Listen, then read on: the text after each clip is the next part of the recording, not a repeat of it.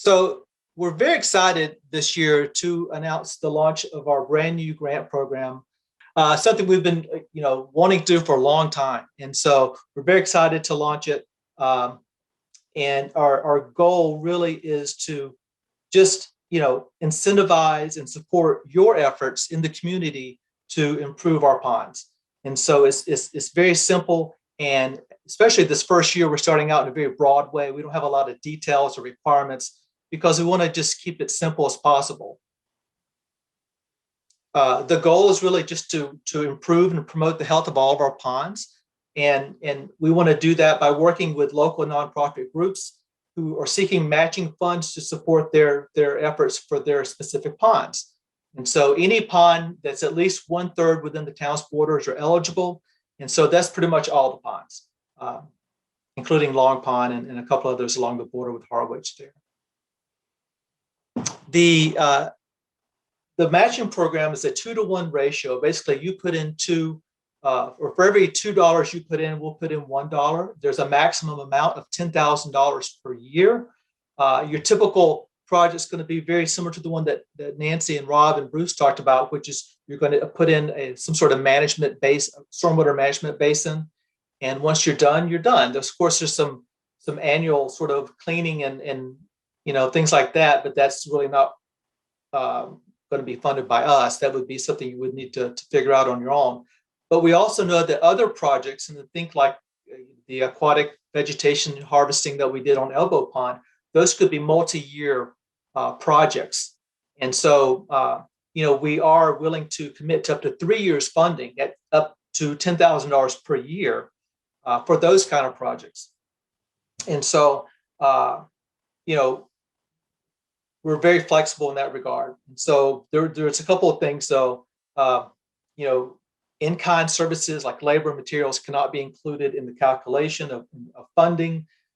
During each annual cycle, say if we do $5,000 a year for 3 years, your contribution has to be paid up first before the PPC matching funds are added to the account. Speaking of the application requirements, basically it's very simple. We don't have a form to fill out. We're asking that you present a very detailed description of your project that must include a budget, explain who's participating in the project, who's involved, and also explain where your funding is coming from. If the application meets with initial approval, we'll meet with you and talk about it further, kind of flesh it out, answer any questions you might have, and also probably have questions for you about how your project intends to work. We just heard from when Nancy talked about earlier about depositing their funds from their yard sale into a BPC account. This is an existing program we've used in several other projects historically in the past several years, including Blueberry Pond, Elbow Pond. We can, as a nonprofit ourselves, we can set aside a tax-free account for eligible projects.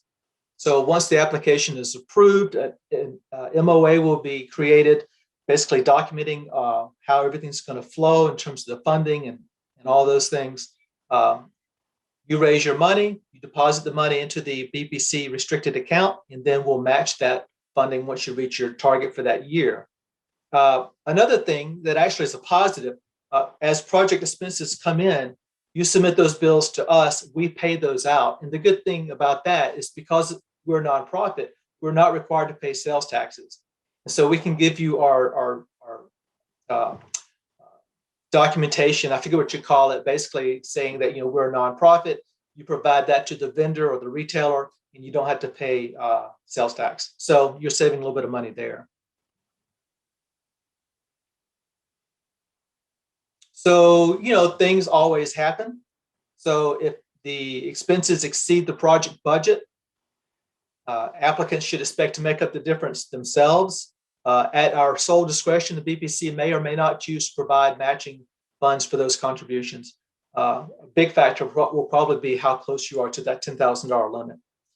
Also, if there are remaining funds in the pot after the project is completed, we don't refund those. Those go into the general funds, and we'll use that for the next project down the road. I don't think that's going to happen very often, but just put that out there. And that would be spelled out in the MOA. There's no deadline.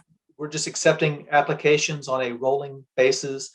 And as Bruce mentioned earlier, he is the contact for this program. So, email Bruce at bruce.swarin@brewsterponds.org, and he'll follow up with you, maybe to answer or ask you some follow-up questions, or maybe answer some of your questions. He is a good resource here, and basically begin the process of reviewing that.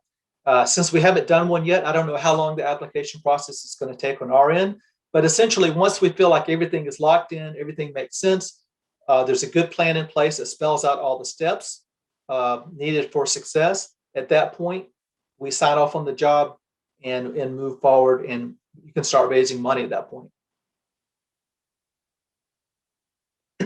So that may seem like a lot. So where do you start? Well, first of all, go out to your favorite pond and see if there's any issues there. You may already know that, based on some of the previous data that's been collected, that there's a eutrophication issue with your pond. Or you may see, like Nancy did, spots where there's erosion coming in from nearby roads or ramps and things like that. Figure out what's wrong. Talk to your neighbors, other stakeholders around the pond, organize, and come up with a way to make that problem a little bit better. We want you to be bold and be creative. Purposefully, this is a very sort of vague set of guidance here, but we did that on purpose because we want you to be creative, be bold. You don't have to solve the entire problem with one project, and you're not going to fix an entire pond by one project. We know that, but we just want to make steps in the right direction. And don't forget, you have a partner here at the BPC. Our goals hopefully will be, right in lockstep with your goals. We're all on this together. And so we look forward to seeing the innovative ways that the residents of Brewster will come up with to make the ponds that we all hold so dear that much better.